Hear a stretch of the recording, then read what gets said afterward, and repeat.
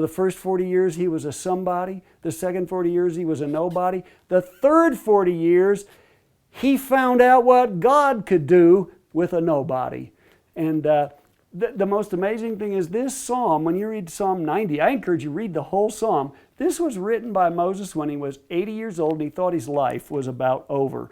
And he goes, teach us to number our days that we can, I hope I've learned some wisdom here, Lord.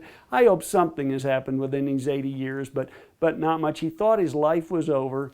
And here's my message to you today. Your best days are ahead of you. You might be already 80 years old. Maybe you're 90. You know what? Your best days are ahead of you. Why is that? Because God has a destiny for every one of us. And God will accomplish something through us as we just open ourselves to Him.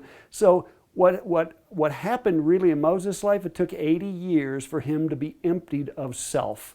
In the first 40 years, he was full of self. In the second 40 years, he was emptied of self. And in the third 40 years, God used a man who was devoid of self, empty of self, who said, God, I can't do anything, but if you could use me, I'm available. And God used him powerfully. I believe God will use you powerfully that same way.